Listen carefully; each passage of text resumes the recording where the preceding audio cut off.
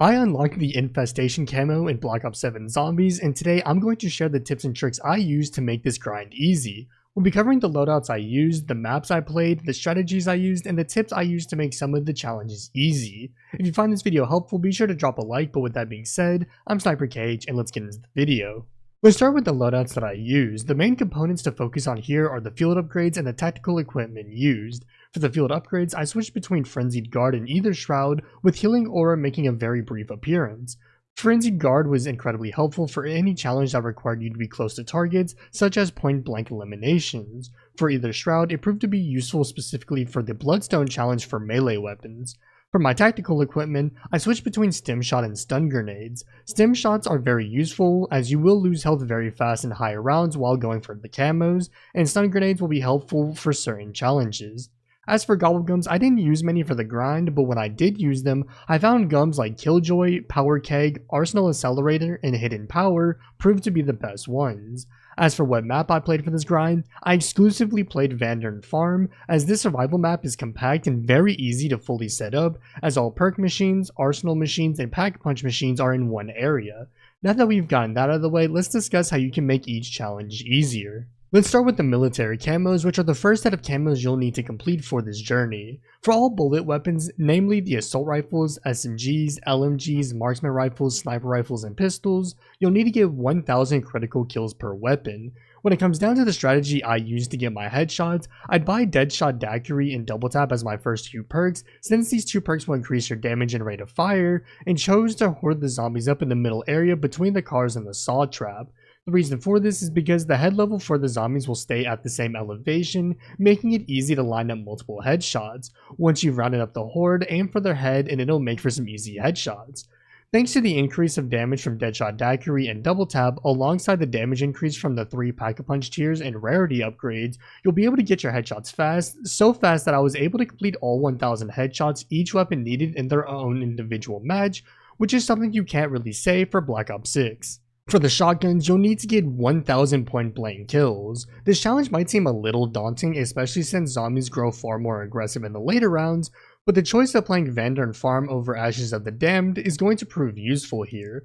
The reason I say this is because there's a spot you can sit at that can force zombies to jump up to you without damaging you. If you go to the open ledge in the main house by the Wonder Fizz machine and sit next to the ledge, the zombies will only be able to get up to you by jumping up to the ledge you're on, including the window spawns behind you, meaning you can sit here and farm easy point blank kills. I know in a recent blog post Treyarch claims to have patched this, but the patch only affected Ashes instead of the survival map, meaning that this spot is still active on the survival map.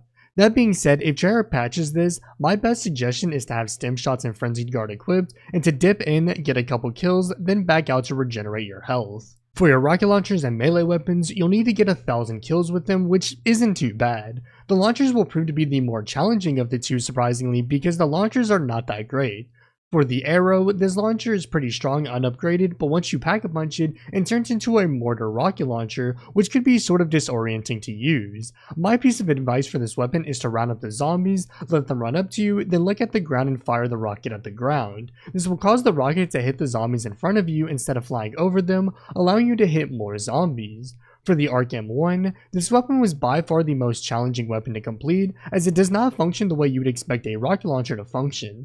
In order to use this rocket properly, you want to use it as you would a sniper rifle, by rounding the zombies up and aiming the rocket at the zombies, as it'll shoot through them like a sniper rifle. It's also worth noting that this weapon grows weak pretty fast, so you'll want to focus on upgrading this thing quickly. If you're using Gobblegums to make this grind easier, then using a hidden power will prove to be quite effective. For the melee weapons, there's nothing that makes this super easy outside of using the ledge spot I mentioned with the shotguns, as it'll make the melee kills a little bit easier. Once you've gotten your 1000 kills for each weapon, it's time to move on to the special challenges, which are 3 camos that are before the mastery challenges. The special challenges are pretty simple, but there are a few that can be tricky, so let's cover those. For the challenges that require you to kill zombies with a specific ammo mod active, these challenges are pretty simple, but I wanted to highlight the challenges that require you to use Fireworks and Shadow Rift in particular, as these two can prove to be the hardest. For Fireworks, there's a specific augment you'll want to use to make this challenge significantly easier, and that augment is Starburst. which will cause the firework to explode immediately and send flares in all directions. This augment will allow for fireworks to kill significantly more zombies. Without this augment, you'll get maybe 3 to 5 zombies per activation, but with this augment, you'll be able to kill full hordes, letting you complete this challenge very fast. For Shadow Rift, on the other hand, there were no fast ways of completing this challenge. That being said, I wanted to show the augments I used to make this as quick as possible. For the major augment, I used Explosive Rain, but Gravity Well could prove to be very useful if you have that unlocked. For the minor augments, I'd recommend Haste and Supermassive to allow Shadow Rift to kill more zombies and to activate more often. Another challenge that proved to be kind of annoying is to kill 100 zombies while a field upgrade is active. This challenge was changed recently, with the original challenge requiring you to kill zombies shortly after using the field upgrade.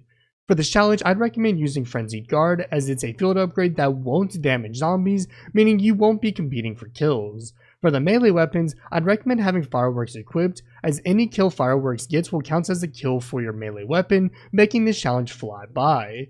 Those were the main challenges that stuck out to me as being particularly annoying, but if there's a challenge that you're struggling with, drop a comment below and I'll go over how I completed it. Once you've completed the special camo challenges, you're onto the mastery camos, all of which are pretty easy to complete. The Dragon Gold camo challenge requires you to kill 10 zombies rapidly 15 times. This is not hard at all and can be completed easily by either training zombies up and spraying into the horde, or using the previously mentioned lead strategy. The same thing can also be said for the Bloodstone challenge, which requires you to kill 20 zombies consecutively without taking damage. The only weapons I found this challenge to be a struggle with were the shotguns and melee weapons. That said, both of these can use the lead strategy for an easy completion. However, you could also use the Void Sheath Major Augment on either Shroud for the melee weapons, which will extend the duration of either Shroud when getting melee weapon kills, allowing you to kill zombies without the fear of being damaged. That being said, the final Mastery Camo challenge is the one most players will struggle with, which is to kill 10 elite zombies. Unfortunately, at the time of me recording this video, there is no fast way of completing this challenge. There are 2 methods that I've heard players use for this challenge, but I haven't heard which one of these 2 methods are the fastest, so I'll share both of them. The strategy I used was to load up Vandarn Farm, activate the Rampage Inducer, and speed run to round 16 for the first Xursa spawn. Once I got the Xursa to spawn, I'd kill it, save and quit the match, then load back into the match for a second Xursa spawn. From there, I'd keep playing until I got another Xursa spawn, then would do the same thing until I got my 10 elite kills. The second strategy that I've heard players use is to farm the Uber Claws from Ashes of the Damned. You get this enemy to spawn by activating the power switch after activating the 3 power pumps around the map, then heading back to spawn after round 8 and running up to this container.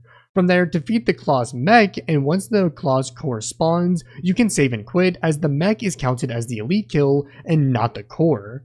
The reason why I didn't use the Claws method is that I find your weapons are very weak against the Claws, and therefore I found myself struggling with this farm, so I went with the Vandarn method instead. That being said, if another method is found to make this challenge faster, then I'll be sure to pen a comment below so that you know. Now, there are a few weapons I found to be annoying to complete this challenge on, namely the rocket launchers and melee weapons again. For these weapons, my best piece of advice is to have a second weapon that you're upgrading to weaken the Xursa. Then once the Xursa is one shot, you can switch the weapon you need the camo on and kill the Xursa with it.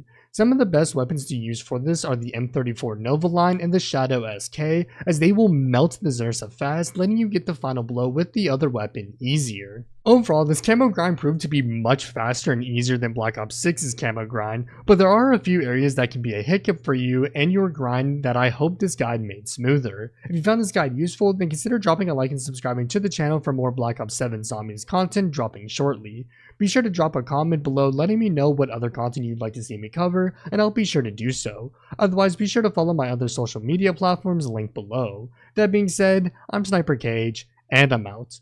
Good luck with gaming.